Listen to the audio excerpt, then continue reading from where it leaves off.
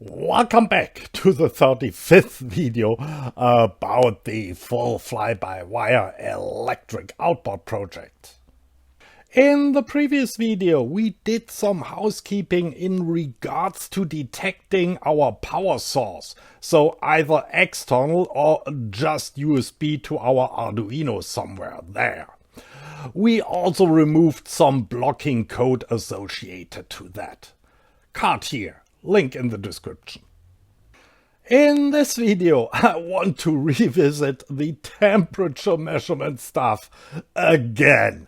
Sorry for that, but enjoy anyway. Before we dig in, let's go over the history of temperature measurement in this project, because it's a cautionary tale of losing sight of the goal and over-engineering mediocre solutions.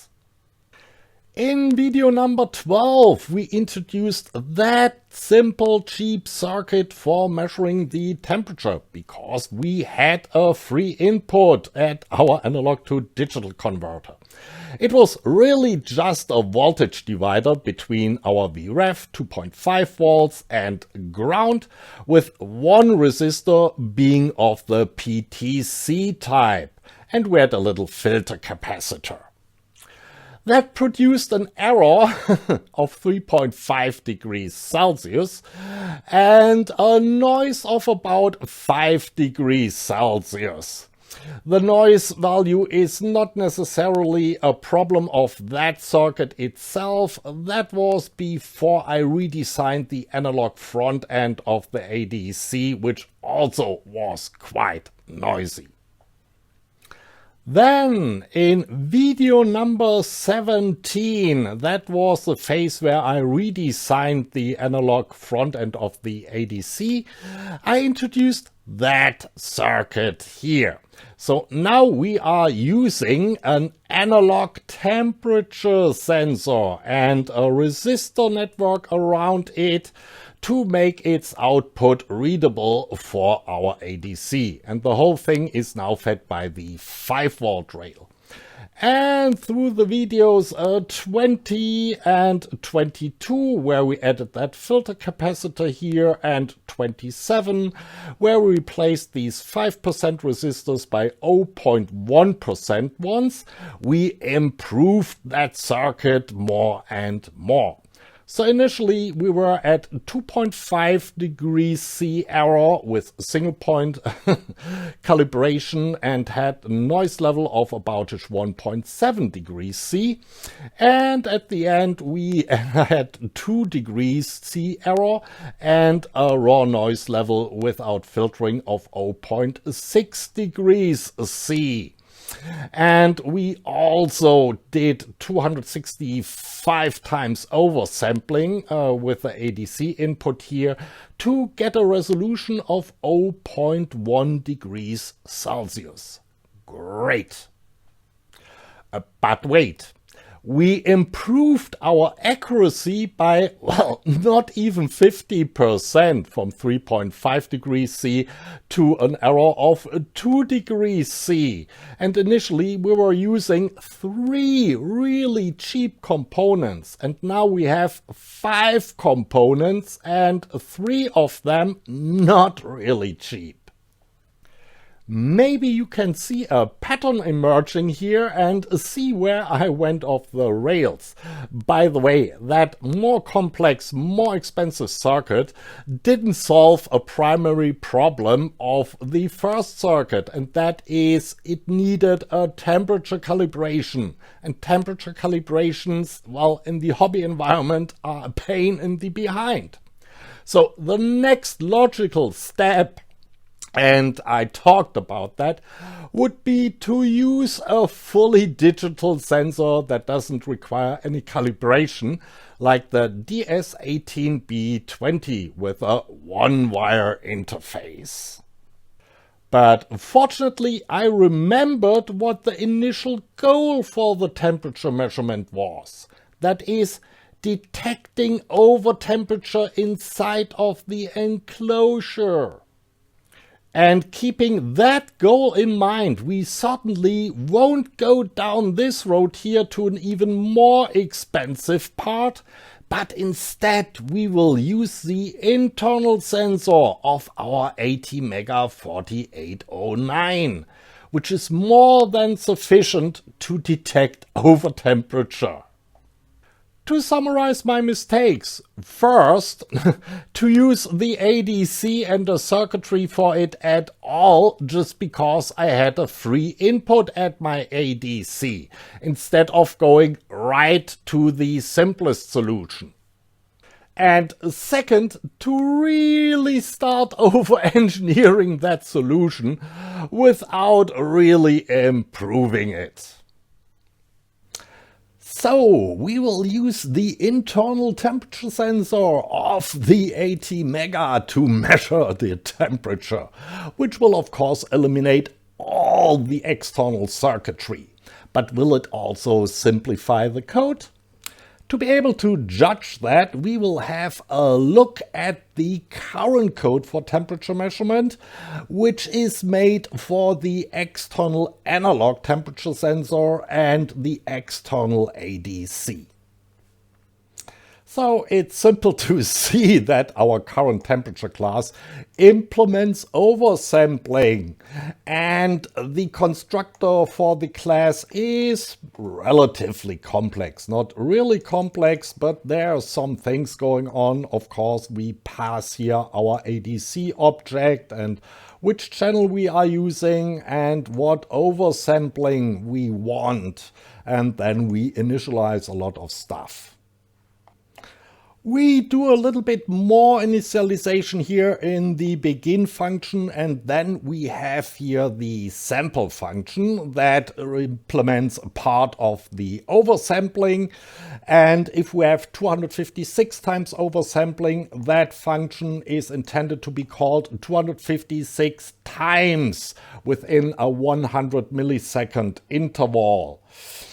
And the rest is trivial. We have here a get binary to get us a binary value directly from the oversampling, and a get function that returns us the temperature in tenth of degrees as a signed integer.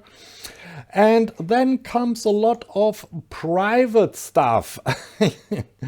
Most of it constants for the calibration, because calibrating temperature sensors in a home environment is, I mentioned it already, a pain in the behind. And then we have still some variables left here for the oversampling and for the analog to digital converter and such. And that's it. About-ish, or, well, 100 lines. Let's say 100 lines. Not a lot of code.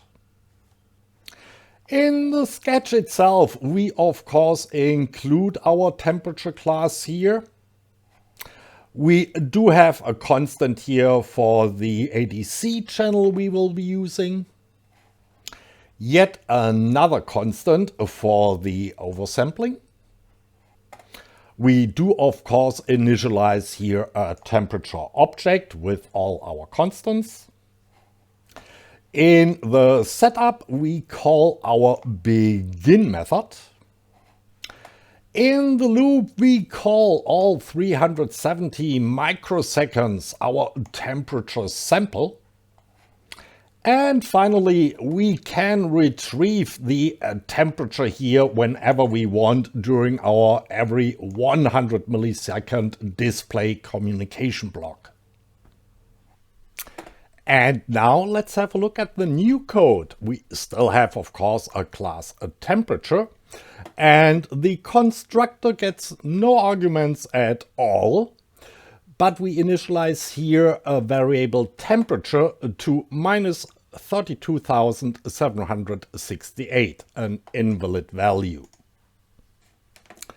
Temperature is of course a private variable 16-bit signed integer that holds the temperature in tenth of degrees. And while we're here, we also have here an unsigned integer 16-bit for the slope correction and a signed 16-bit integer for the offset correction, which we don't have to provide because they are already provided by our ATmega 4809. Yeah, factory calibration of the temperature sensor. Great. Anyway, in the begin method, we configure our ADC for temperature measurement and 64 times accumulation. So we are setting here a lot of registers to make the ADC read the internal temperature sensor. And yeah, you have to go through quite a lot of hoops here until you're finally at the end with the configuration of the ADC inputs themselves. If you want to know details, how that really works, I've made a video about that. Card here, link in the description. Finally, we are configuring our ADC to accumulate 64 samples. The first step for 64 times oversampling. I also made a video about that. Card here, link in the description. There's not much left to do here in the begin function. We retrieve the calibration values from some fuses of the ATmega, and then we start our first ADC conversion.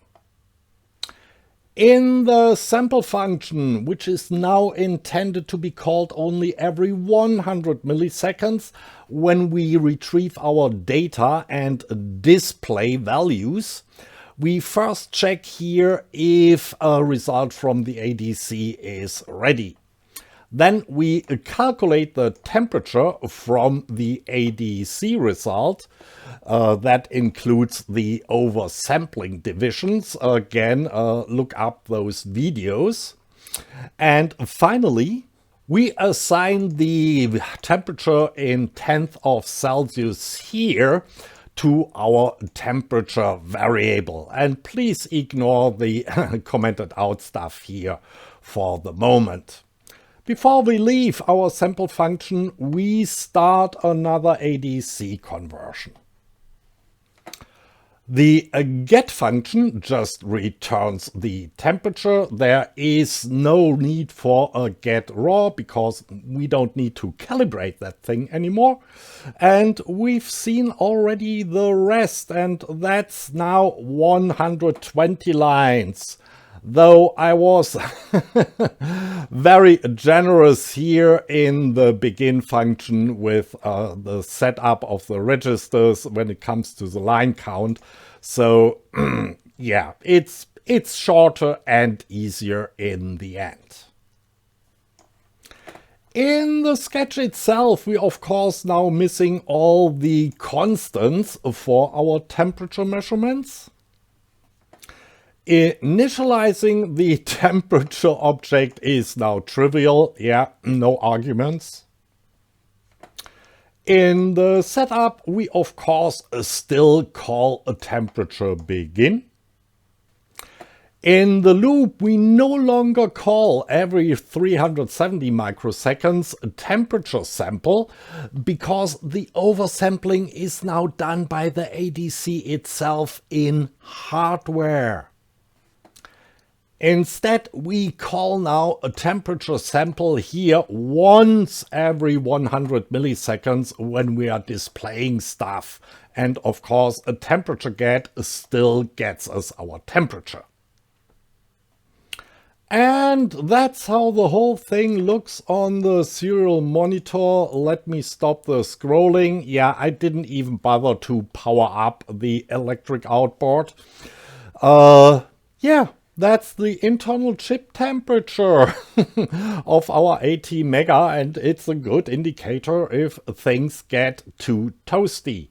However, we're not quite there. You can see we are here between 27.6 degrees C and 27.8 degrees C. to be honest, I've seen a noise of, well, about half a degree C in between. So we have to do something about that. And that's where the formally commented out stuff in our sample function comes in. You remember we initialized a temperature to that invalid number. And if temperature is equal to that invalid number, we simply assign our calculated Celsius value to a temperature. So basically the first time we call sample. But if temperature is no longer an invalid value, then we calculate temperature as 3 times the previous temperature plus our actual temperature in Celsius. Basically, we are implementing here a recursive moving average with 70% of the old value and 25% of the new value. Yeah, we divide by 4 at the end. And here we add 2 to avoid rounding errors. And that's it. Now let's have a look at the serial monitor. And what do you know? The noise is gone. But what you can see is our little ATmega is heating up slowly but surely. And we can really see the trend in 10th of degrees C. I'll take my finger here. That should cool things down if experience serves me right. No. I'm actually heating things up. Yeah, 37 degrees body temperature. Give me a second, I will blow on it. That should things cool down, at least I hope so.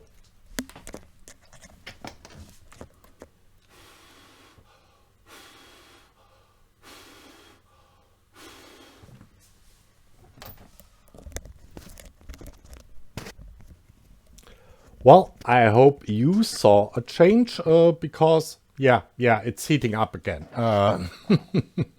So you saw the temperature dropping. Tell me you saw it dropping. Yeah, so not a single part expanded, code simplified. Yeah, a computational load reduced, and we get now calibrated temperature readings. Okay, admittedly, not of the air temperature, but of the temperature of our internal temperature of our ATmega, which is, again, good enough to detect overtemperature in an enclosure. That's it for today.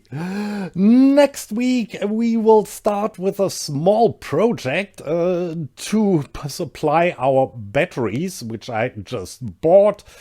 Yeah, I'm out of card, but link here to the mailbag with a battery switch and a fuse, so we can safely connect it to our electric outboards for tests on the water. Probably not that electric outboard here, but yeah, the trolling motor in its original form I still should have somewhere here around, I think.